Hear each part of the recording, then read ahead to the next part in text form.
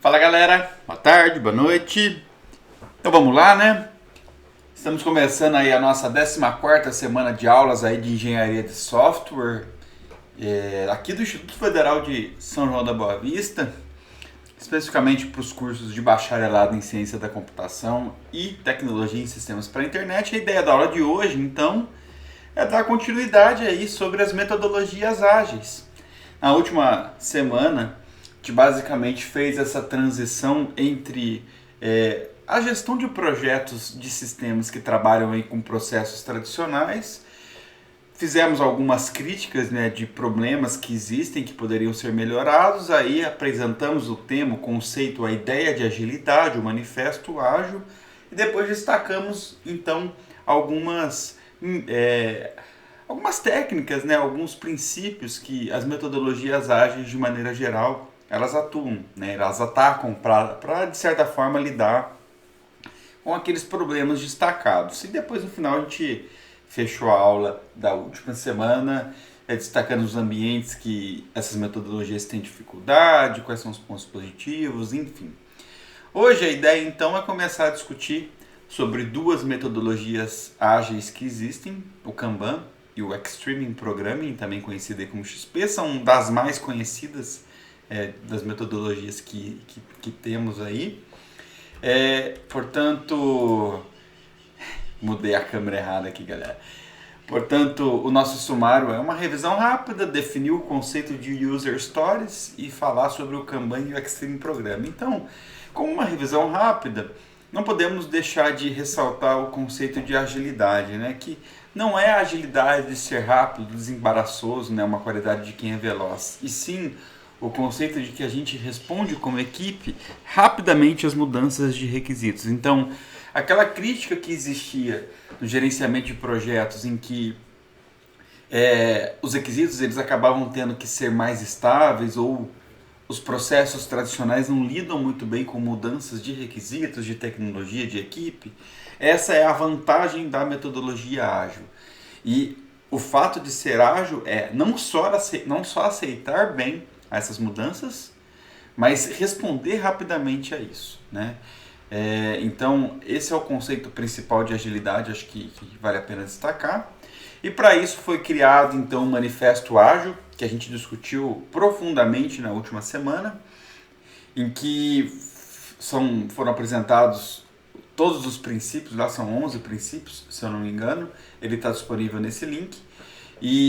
Mas o resumo principal, acho que do manifesto, ele é destacado nesse slide, em que existem questões, valores mais importantes em relação a outros valores. Então, indivíduos e iterações são mais importantes que processos e ferramentas. A medida do software funcionando é muito mais importante do que você entregar uma documentação detalhada ao cliente. Você colaborar com o seu cliente, ele fazer parte da sua equipe, é mais importante do que você simplesmente usar o cliente para negociar contrato, valor, prazo.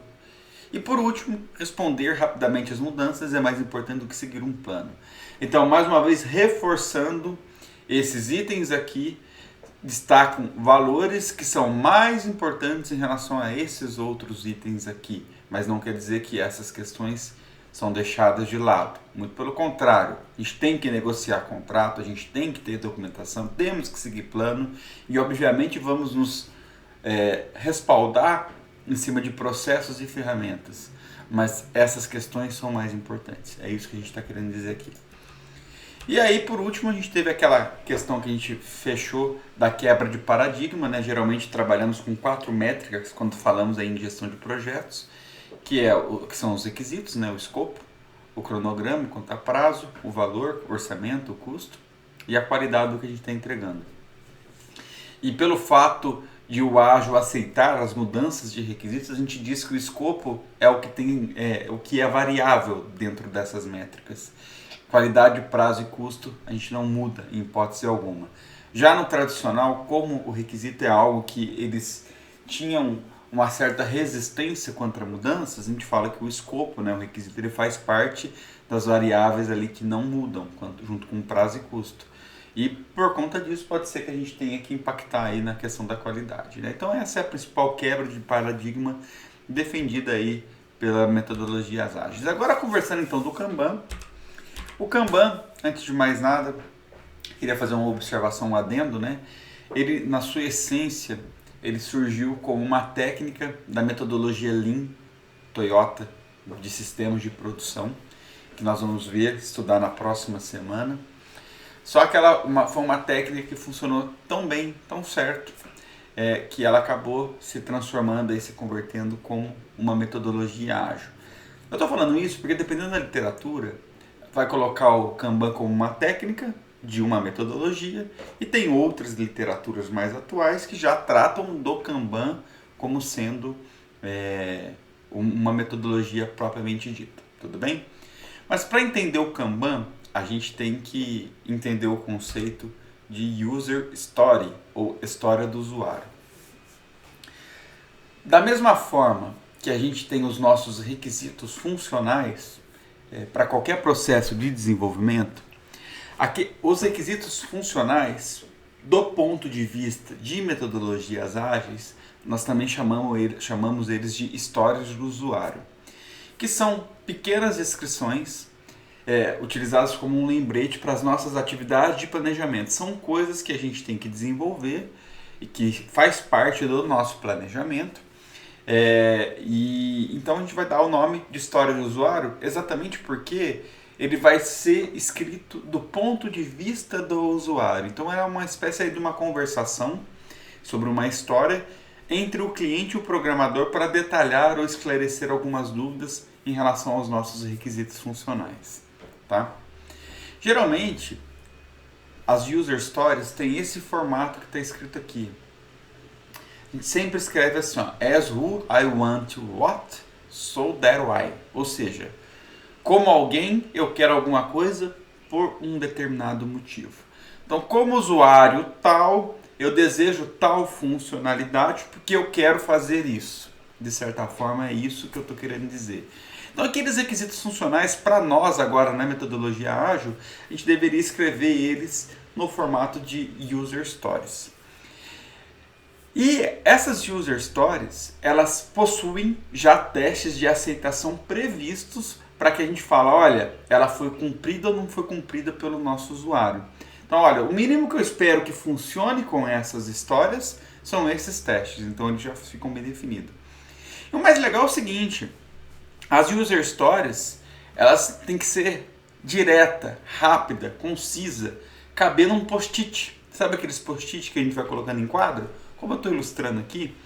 Então é como se fosse essa conversação entre o usuário e programador, em que a gente tenta detalhar uma determinada funcionalidade por conta do desejo dele, que vai ter alguns testes definidos, mas vai caber dentro de um post-it, né?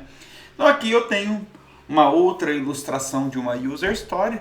Então, como um ator, né, se vocês já quiserem vincular lá os nossos diagramas de casos de uso que a gente conversou, né? Eu quero, eu preciso, eu devo, eu gostaria de alguma ação para alguma funcionalidade. Então, o ator, ele é o proprietário daquela user story, ele representa geralmente o usuário, né? E diretamente interessado naquela funcionalidade. A ação é o que o ator quer fazer no sistema, né? O que ele espera alcançar com aquela funcionalidade. E a funcionalidade em si é exatamente o que ele vai utilizar, né? O proveito que ele vai tirar, é o resultado de uma ação que nós devemos desenvolver e implementar no nosso sistema. Então, como assim, Breno? Vou dar um exemplo. Olha, como vendedor responsável pelo setor de livros, eu quero procurar por livros filtrando por nome para que seja possível verificar se o livro X está disponível para pronta entrega. Então, só com esse post-it já está muito claro o que eu tenho que fazer. Eu vou fazer para quem? Para o vendedor de livros. O que? Uma busca, uma procura, em que eu consiga filtrar pelo nome. E o que eu tenho que trazer na tela da busca? Eu tenho que trazer se aquele livro que eu estou pesquisando está disponível ou não para entrega, para retirada. Então, ele, de certa forma, ele traz algo mais direto, né? Ele traz algo mais conciso. E ele tem que estar escrito nesse formato de post-it. Então aqui a gente tem um outro exemplo, né? Como um cliente, eu quero ver os filmes disponíveis para locação para que eu possa alugá-lo. Então eu quero ver o que eu tenho e o que eu não tenho disponível. Está muito claro, né? Agora trazendo um exemplo mais completo de uma user story, também no formato de um post-it. Geralmente a user story ela é numerada. Então, user story 1, 2, 3, ela tem um nome. Nesse caso, eu estou chamando de autenticar no sistema. Ela tem aquele formato, como alguém quer alguma coisa por algum motivo. Tá aqui, ó. Como gerente, eu quero que os clientes devam se autenticar no sistema. Ou seja, a gente está construindo aqui uma restrição de acesso, utilizando e-mail e senha, visando distinguir as ações do mesmo quando logado. Está muito claro, então eu estou falando de um login, toda vez que eu logar eu tenho que registrar todas as ações dele no sistema. Primeiro teste de aceitação, acessar o sistema a partir de um login válido e eu tenho que conseguir uma autenticação com sucesso. Segundo teste de aceitação, acessar o sistema a partir de um login inválido e tem que ser mostrada uma mensagem de erro falando que não é possível acessar aquele sistema. E além disso, uma coisa nova que eu estou colocando aqui para vocês, que a gente vai discutir daqui 2 semanas, toda user story tem uma estimativa inicial de horas esperadas para que o seu desenvolvimento seja concluído e testado. Então, por exemplo, para essa user story, foi estimado 6 horas de trabalho para se desenvolver, fazer esses testes e colocar no ambiente funcionando. Então, esse aqui é exatamente o formato das nossas user stories. Mas, Breno, por que você está falando isso, né? Primeiro entendimento que a gente tem que ter. Qual que é a diferença ou similaridade, aí eu vou deixar tudo cheio, entre casos de uso e user stories? Bom, ambos são utilizados para representar os nossos requisitos funcionais, né? Só que, o que acontece? Os nossos casos de uso, se a gente reforçar, ele traz uma narrativa do ponto de vista do sistema, ela é uma narrativa impessoal. É uma narrativa que a gente reflete ações do sistema do ponto de vista do usuário. Por outro lado, as user stories elas são escritas como se o usuário tivesse abrindo o coração dele para a gente e tivesse querendo ali detalhar os objetivos que ele quer alcançar com aquele sistema. Geralmente, casos de uso, se vocês se lembrarem, tem vários cenários. Tem cenário principal, cenários alternativos, cenários de exceção. E se a gente for pensar que um caso de uso fosse ser representado numa única user story, aquela user story ficaria muito grande. Então, geralmente, a gente detalha os cenários, os casos de uso em user stories diferentes, para representar cada um desses fluxos. Portanto, user stories tem que ser curtas, tem que ser simples, tem que ser claras. A gente tem que conseguir colocar elas dentro de um post-it, né, de um pequenozinho, um cartão pequenininho, que a gente também chama na literatura lá de User Index Cards, tá? E aí tem até uma recomendação da literatura muito engraçada, que se não é possível escrever uma user story dentro do post-it, quer dizer que ela está muito mal escrita. Você está escrevendo demais, você tem que ser mais direto. Então a gente tem que refinar ou dividir todo aquele seu texto, toda aquela ideia em mais de uma user story. Tudo bem? E por que eu estou falando isso? Porque o Kanban, que é a primeira metodologia ágil que a gente está estudando hoje, que surgiu lá do sistema Lean de Toyota, ele é japonês e a tradução literal de Kanban é cartão visual, post-it, né? Então o Kanban ele usa da user story como seu principal elemento para planejar a entrega das atividades que são previstas, né? Então ela é uma metodologia de produção que utiliza esses cartões como sinalizadores do que a gente tem que usar ou não, ou em qual etapa do processo encontra-se ali o nosso desenvolvimento. Cada cartãozinho, cada user story pode ter uma sinalização diferente. Ela pode estar numa parte do meu sistema que, olha, ela é uma user story de um problema que eu tenho que resolver. Ela é uma user story que me requer atenção, que é um ponto de alerta. Então, cada user story, ela está na etapa de desenvolvimento, ela está na etapa de testes. Então, a gente tem que categorizar essas user stories dentro desse quadro que é representado pelo Kanban. E o Kanban ele aplica o conceito do just in time, que a gente conversou como uma das técnicas tratadas lá pelo gerenciamento ágil de projetos, que é aquele conceito da gente planejar apenas aquilo que é necessário e aí a gente não despende muito esforço para planejar coisas muito grandes ou que vai acontecer daqui a muito tempo. Isso aqui é um Kanban, gente. O Kanban, ele é dividido em raias, ele tem aqui geralmente um backlog, que é quando a gente coloca lá atividades e user stories que ainda não foram desenvolvidas. Nós temos uma swim lane, né, que a gente chama aqui, que é chamada de coisas que estão em andamento, estão em desenvolvimento. Você pode ter uma aqui que está em impedimento, que é uma swim lane em que são user stories que estão sendo desenvolvidas, mas agora a gente parou porque a gente depende de alguma coisa. Aqui é que vai ser publicado e aqui que já está verificado. E na prática, o que a gente faz?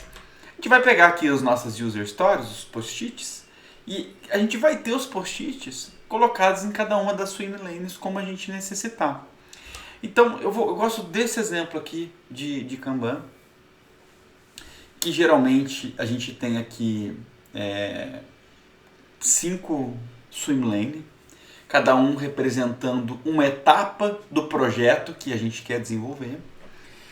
Cada uma desses quadradinhos aqui são as nossas user stories, que representam as atividades que estão detalhando os nossos casos de uso, os nossos requisitos funcionais. Tudo que está aqui no a fazer, a gente também costuma chamar, lá do inglês, de to do. Coisas que eu tenho que fazer, né? Então aqui tem as user stories que a gente ainda não começou a trabalhar. Como que funciona o Kanban? Então tá tudo aqui. Quando o Breno for trabalhar, ele vai pegar, por exemplo, essa user story H e vai mover para cá, o H. E vou vincular aqui ao Breno, ó. Tá o Breno vinculado. Então eu sei, já olhando pelo próprio Kanban, que a user story H, que representava uma funcionalidade de um determinado ator lá, agora ela já está em desenvolvimento, e ela está em desenvolvimento pelo Breno.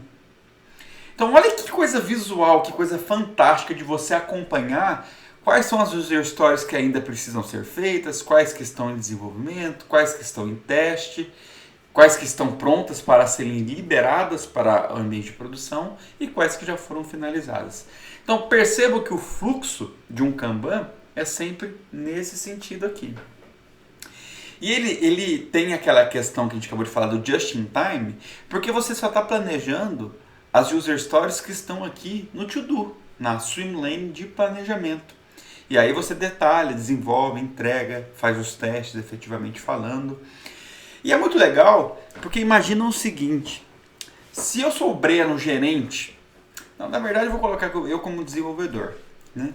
Eu, Breno, como desenvolvedor, eu acabei de puxar essa user story para cá e coloquei ela aqui no meu ambiente na minha swim lane de desenvolvimento. Todo mundo da minha equipe tem acesso ao Kanban.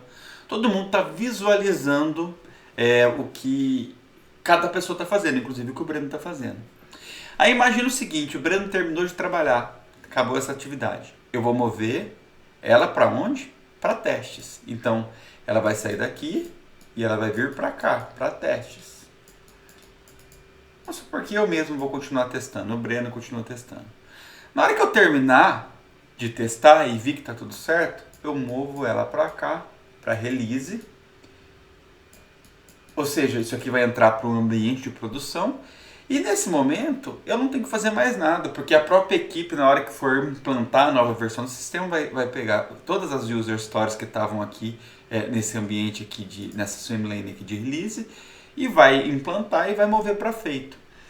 E olha como que funciona legal o Kanban. O Kanban ele é fantástico porque na hora que eu coloquei o meu H para cá, o Kanban me força eu vir aqui e buscar uma outra user story que ainda não foi desenvolvida. E por quê? Vamos supor que eu vou vir aqui e vou pegar a K, né? Porque, na verdade, a metodologia ágil fala que eu posso escolher. Então, eu posso escolher qualquer uma das user stories que estão aqui no backlog, né? No to do. E eu vinculo ao Breno. E se eu não fizer isso, o meu gerente que acompanha meu Kanban, ele vai ver, porra, peraí, eu tenho 3 desenvolvedores. Esse eu tô com alguém à toa, né? Então é muito legal o Kanban, exatamente porque ele dá uma noção de quem está trabalhando no quê, quais são as funcionalidades que estão sendo entregues ali, que vão ser trabalhadas, E na hora que eu entregar, ele me força eu já me vincular a uma nova atividade para que eu mantenha o meu fluxo, minha produtividade lá em cima. Então essa é uma das maiores vantagens do Kanban. O Kanban, como eu comentei, ele surgiu lá do sistema Toyota, então a galera lá do Lean na Toyota usa o Kanban como uma técnica. Inclusive, se vocês procurarem na literatura, a última metodologia ágil que nós vamos aprender é o Scrum, que é uma das mais usadas. Só que o Kanban ele funciona tão bem, e a galera do Scrum gostou tanto disso, que eles criaram uma metodologia ágil meio híbrida ali, que eles chamam de Scrumban, ou seja, o Scrum com o Kanban. Eu estou comentando isso porque o Kanban ele é bem divergente, ele é bem diverso, assim, a gente pode usar ele em conjunto com qualquer outro, inclusive com processos tradicionais. Aqui eu tenho uma foto de um Kanban real, um Kanban que muitas empresas fazem na sua empresa, em que a gente usa realmente post-its de verdade. Usamos um quadro branco para desenhar cada uma das swim lanes para representar etapas do processo de desenvolvimento. E aí você vai movendo os post-its de um lugar para o outro, né? Inclusive tem empresas, eu já trabalhei numa empresa que fazia isso, que aí a gente tem as nossas fotinhos com imã e a gente vai colocando as nossas fotinhos com imã em cima do post-it ali para mostrar quem que está trabalhando no quê, e o nosso gerente poder acompanhar e ver rapidamente, beleza, bati o olho, eu sei quem está fazendo o quê, né? E por último, sobre o Kanban, existem vários Kanbans online, né? Eu gosto muito de um que chama Kanbanize, mas ele não é gratuito, né? É caro, inclusive, já usei em projetos no IF. Antes dele virar pago, ele permitia o seu uso e tal, a gente tirou muito proveito dele em vários projetos nossos. A partir do momento que ele ficou a necessidade de pagar, a gente teve que migrar, aí nós configuramos no nosso servidor do IF o Kanboard, que é um Kanban open source que a gente consegue configurar em qualquer servidor PHP, né? Então eu vou mostrar a carinha dele aqui para vocês. Deixa eu pegar. Então tá vendo? Vocês conseguem logar naquele link pelo Prontuário e Senha, ele já é integrado com o sistema de vocês. Aí aqui, logo que vocês entram, vocês têm todos os projetos criados. Então vou ilustrar um projeto do ano passado, por exemplo. Olha, notem que esse projeto, olha que legal. Aqui ele tem 4 swim lanes, a swim lane de backlog, que teriam as user stories que ainda precisam ser desenvolvidas. Podem perceber que para esse exemplo aqui já estavam todas em desenvolvimento ou prontas. Eu tenho a swim lane em desenvolvimento com um termo que eu acabei esquecendo de falar na aula que chama WIP, que é Work in Progress, quer dizer que a gente está trabalhando em algo. Então, aqui por exemplo, eu tenho aqui o editar perfil, eu tenho acessar a página do IF. Então, notem que eu tenho várias swim lanes nessa coluna. Tem a swim lane, para esse caso aqui, de verificação e validação, que são os testes, e a finalizado, que é o Done. Então, percebam que a gente consegue customizar as swim lanes, né, as colunas de um Kanban. E aí, olha que legal, você consegue vir e mover, né? Você vai movendo ali as user stories para qualquer etapa, e ele vai mantendo um histórico de tudo isso. Então, isso aqui é um dos exemplos de Kanban que a gente geralmente trabalha aqui no Instituto Federal. Então tem aqui alguns outros exemplos, vamos pegar aqui. Ó. Então você pode, quanto maior o projeto, mais user stories vão ter. Perceba que é um projeto que está em andamento ainda, né? Que tem coisas ainda a serem feitas. Inclusive, percebam o seguinte, que é possível criar grupos, né? Então olhem aqui na horizontal. Vou até minimizar para vocês verem. Eu consigo criar grupos na horizontal para categorizar as nossas user stories que estão sendo desenvolvidas. Então aqui eu tenho um módulo de 9, um projeto que tem 9 módulos, e para entender quais são as user stories de cada módulo que está sendo trabalhadas, a gente consegue customizar o Kanban para que ele crie essas colunas na horizontal. Então, se eu quiser saber o que está acontecendo, por exemplo, apenas no módulo 6, eu consigo vir aqui e perceba que eu tenho as pessoas vinculadas, né? Tá vendo os nomes das pessoas aqui em cima, que são as pessoas que vão estar trabalhando. Então, dessa forma, eu vou mover. depois só para voltar, só para vocês verem. Então é dessa forma que a gente trabalha aí com um Kanban que é online, né, que é eletrônico. Esse é apenas um exemplo, mais a título de informação.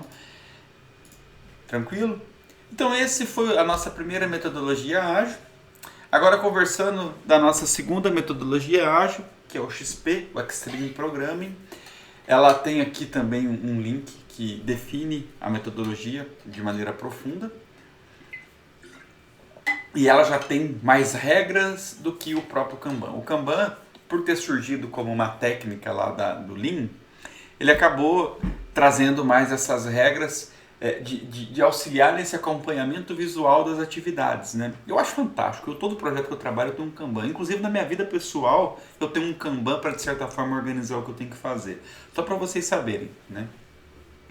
O XP ele já traz questões de valores, de práticas, né? Então nós vamos comentar rapidamente aqui do XP. O XP, programação extrema, então não preciso deixar claro o porquê que ele chama isso. Ele tem um foco muito maior em desenvolvimento do que em análise, né?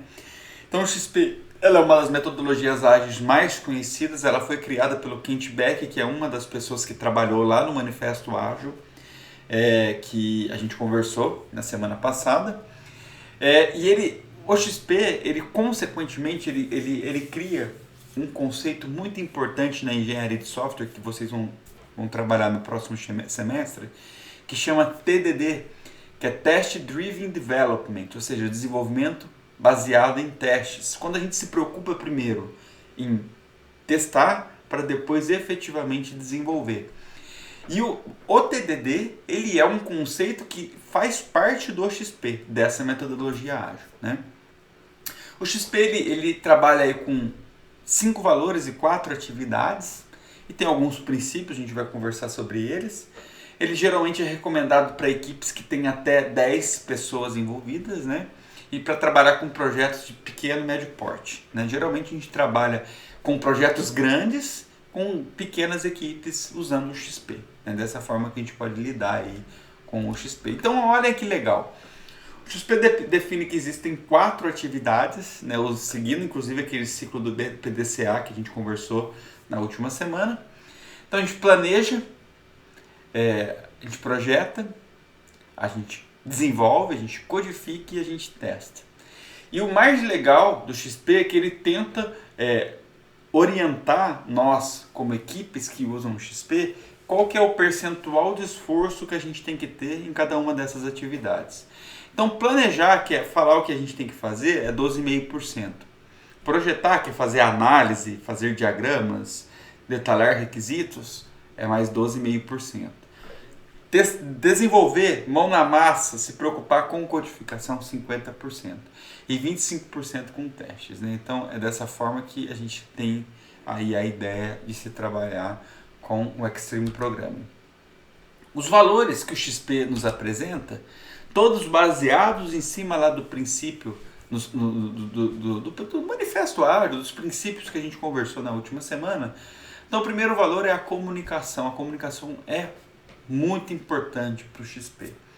Ela fala que essa interação entre os membros da equipe, os programadores, o cliente, o coach, o treinador, então notem que surgiu uma pessoa nova aqui que a gente já vai conversar sobre ele, é muito importante, né? Então a gente tem que manter uma qualidade nesse canal de comunicação e geralmente face to face, né? Aquela comunicação presencial, evitar telefone, e-mail, WhatsApp, enfim.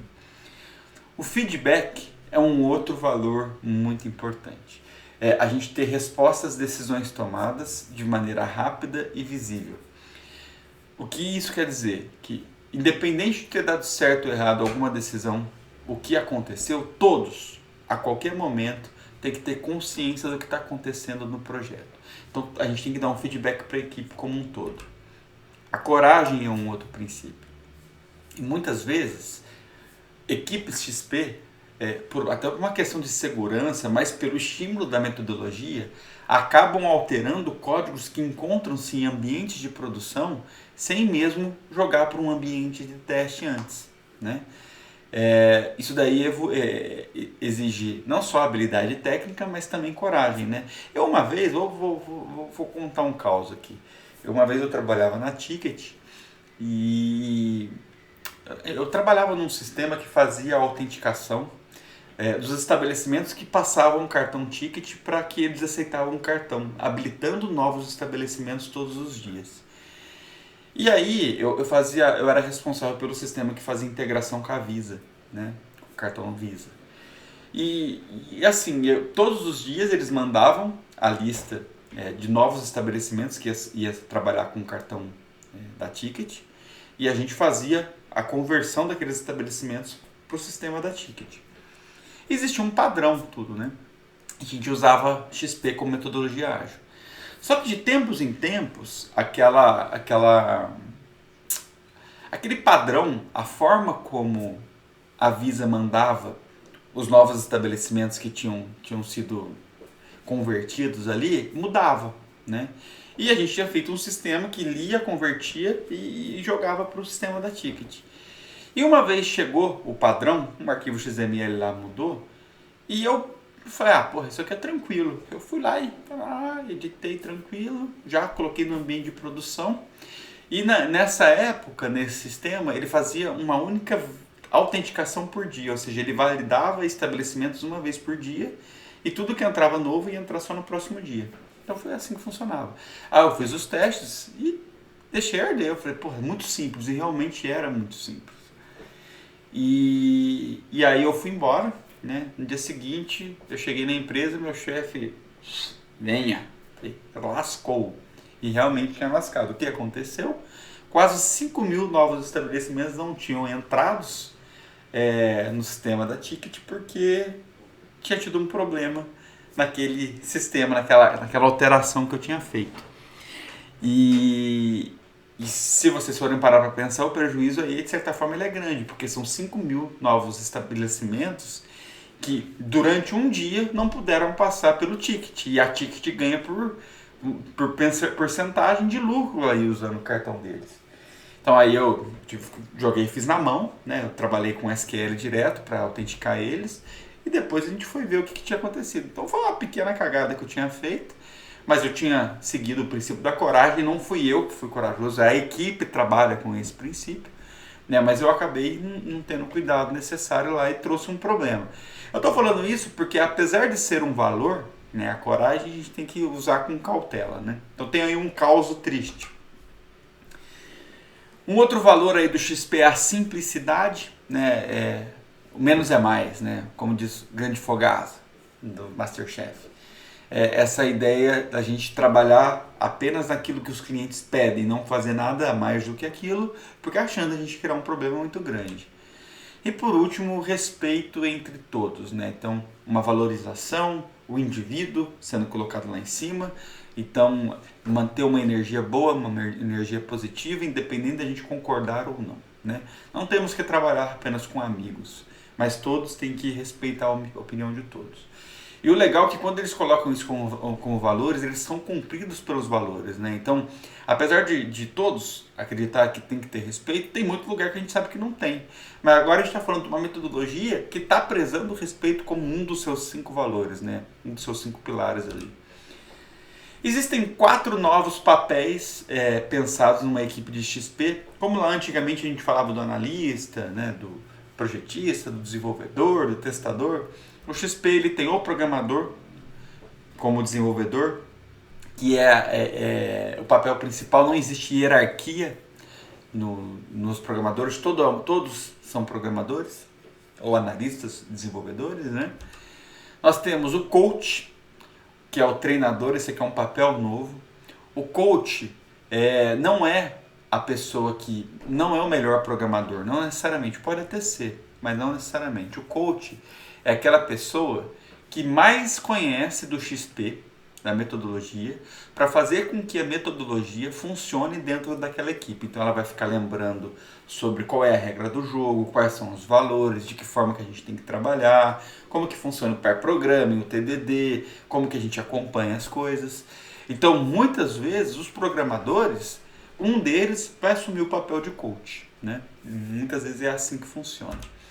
Nós temos o tracker, né? O tracker é um outro papel, que a tradução literal é o acompanhador. Vou fazer um comentário.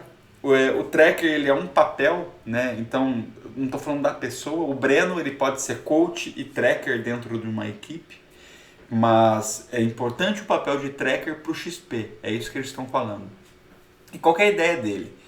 É trazer os resultados da equipe, trazer em formas gráficas, de uma maneira direta, como está sendo o andamento do projeto, se os pontos de decisão de implementação de arquitetura e de design estão dando certo ou não, o que a gente pode fazer para melhorar. Então é o cara que vai nos alimentar ali como um feedback para a gente tomar decisões e ir melhorando ao longo do tempo.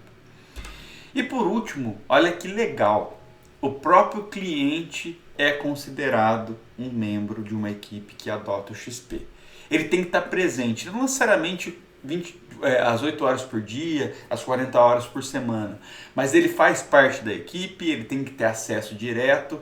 Lembra aquela questão lá da mudança de filosofia, em que a colaboração com o cliente é mais importante do que negociação com o cliente? O XP lida disso de que forma? Colocando o cliente como membro da equipe. Isso traz, de certa forma, alguns pontos negativos, mas o principal é que muitas vezes a empresa não quer liberar alguém para ficar com a gente como software house, porque eles acham que a pessoa está perdendo tempo, né? Ela poderia estar lá na empresa produzindo, trabalhando. Mas na prática isso agrega demais. Se aquele sistema que está sendo desenvolvido ele é importante, você está agregando valor, você está trazendo o conhecimento da empresa, cliente, para a software house. Então essa é a proposta do XP com relação a trazer o cliente como sendo um papel. Tranquilo? Além disso, dentro do XP surge aí o conceito do pair programming, né? Eu comentei rapidamente como uma das desvantagens na semana passada, mas o pair programming, como que funciona, né? Ele é uma técnica proposta pelo XP. Imagina o seguinte, imagina que a gente está numa empresa que usa o XP e eu já estou trabalhando nessa empresa há muito tempo, em um determinado projeto. E o funcionário A, que é um funcionário novo, ele acabou de ser contratado na empresa. Ele tem pré-requisitos, ele sabe programar, ele sabe analisar, enfim, ele é uma pessoa capacitada que veio do mercado para uma equipe, mas ele não conhece sobre o projeto, ele não sabe sobre a arquitetura, sobre o design nosso dentro desse projeto que a gente está trabalhando. Então vocês concordam que as horas trabalhadas do Breno, que já é uma pessoa que está lá há muito tempo, em relação a esse funcionário A, não vai ser a mesma, a questão de eficiência, né?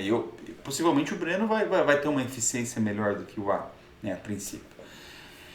E essa pessoa, se for solta sozinha nesse ambiente em que ele tem que produzir resultados, tal, sem nenhum tipo de orientação, isso pode ser traumático, ele pode demorar muito tempo para render. Então o que o XP preza? Pelo respeito, por essa integração. Então ele surgiu a questão do pair programming. Então o Breno vai trabalhar junto com o novo funcionário da software house, que é esse funcionário A. Pair programming, duas pessoas trabalhando junto. Geralmente uma pessoa mais experiente com uma pessoa menos experiente. Por quê? Porque essa pessoa menos experiente ela vai ser treinada enquanto a gente está entregando resultado para o projeto. Então muitas vezes é assim que funciona. Na parte da manhã, eu, mais experiente, eu vou fazendo alguma atividade, alguma user story que foi escolhida lá para trabalhar, enquanto que o funcionário contratado está aqui do meu lado, eu vou explicando, ele vai tirando dúvida. Geralmente na parte da tarde se inverte. Então aí eu viro o espectador e eu tenho alguém que toma conta ali, que vai estar realmente vai estar programando, que é o funcionário contratado. E aí essa pessoa vai fazendo, eu vou orientando, está em tal lugar. E aí a gente faz isso, então de certa forma a gente vai conseguir ter uma evolução desse novo funcionário o mais rápido possível, né? Então essa é a ideia do pair programming. E, além disso, uma das outras justificativas legais que tem do pair programming é que duas pessoas pensam muito melhor do que uma só. Em muitas decisões de projeto, às vezes você precisa trocar ideia. Então, pelo fato de você ter alguém ali o tempo inteiro trocando ideia, isso vai agregar valor ali ao teu projeto. E você querendo ou não, você tem alguém que está o tempo inteiro do lado acompanhando, porra, tá certo, tá errado, vamos fazer assim. Então você tem um cara verificando ali, validando o tempo inteiro, né? Então essas são as principais vantagens. Qual que é o maior ponto negativo, né? Vamos colocar assim. É o fato de o dono da nossa software house vai enxergar duas pessoas fazendo uma única atividade, pagando 2 salários. E na cabeça dele, ele vai achar que não é eficiente isso. custo-benefício, né? Nesse sentido. Então sempre existe um questionamento quanto ao custo-benefício do pair programming. Então a gente tem que colocar na balança. Muitas vezes a gente não usa o pair programming o tempo inteiro, a gente usa principalmente para se capacitar essas novas pessoas que estão sendo agregadas ali na equipe. Tranquilo? E agora algumas práticas então do XP.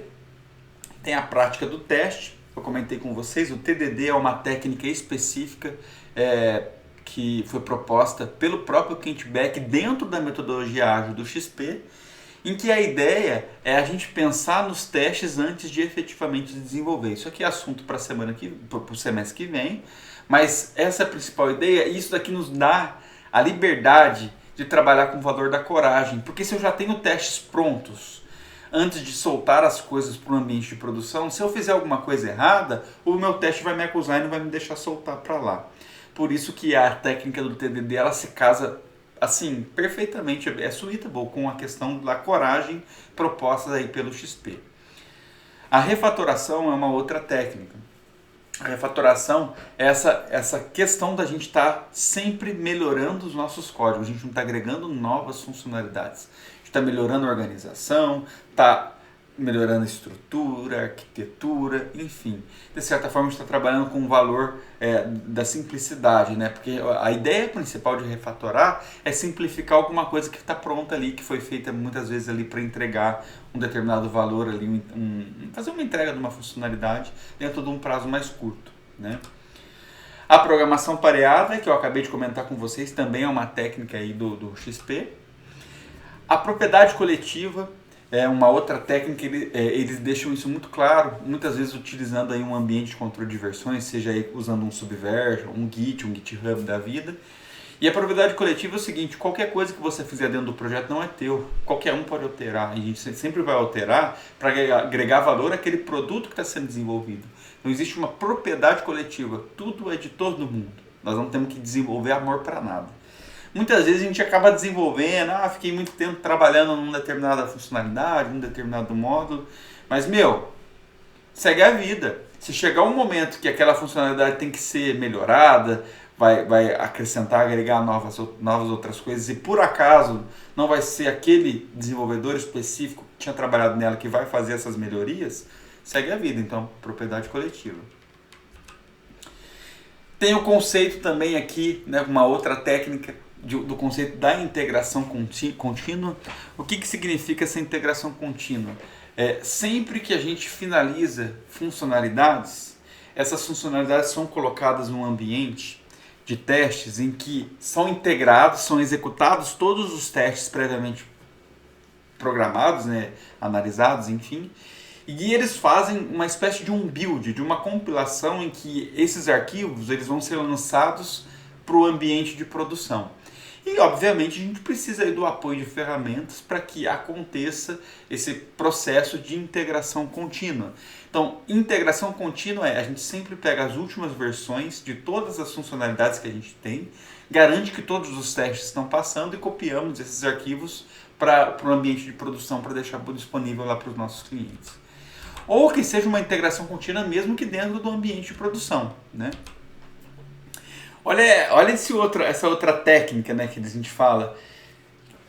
A semana de um desenvolvedor ou a semana de uma equipe, de uma software house tem apenas 40 horas. Né? Parece uma bobeira isso, mas é que muitas empresas trabalham quase 9 horas por dia. Né? Então, no final das contas, dá quase 44, 45 horas por semana.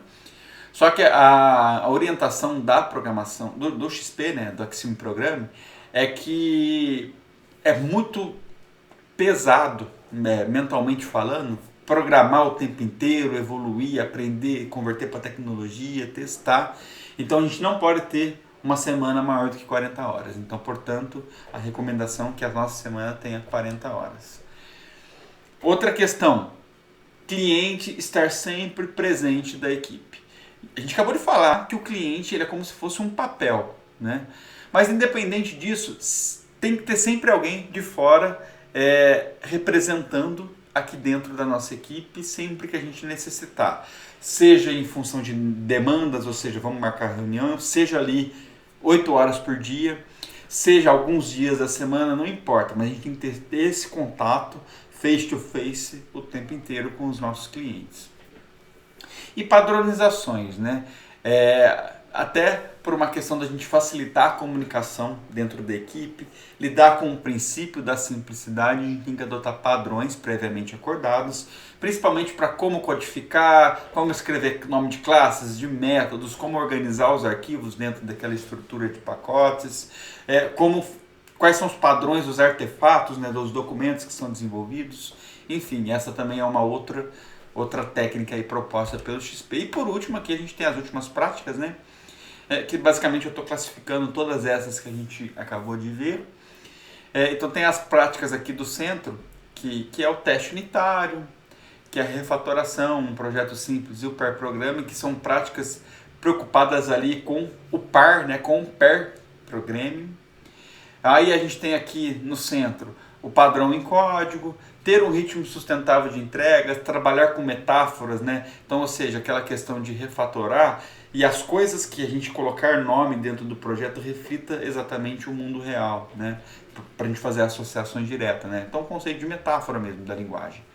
A integração contínua e a propriedade coletiva aqui como sendo práticas da equipe de maneira geral. E aqui por fora, as práticas da organização, né? Então, o cliente fazer parte da nossa equipe, fazer esse planejamento de equipe, fazer pequenas entregas de versão e trabalhar com os testes de aceitação. Beleza, gente?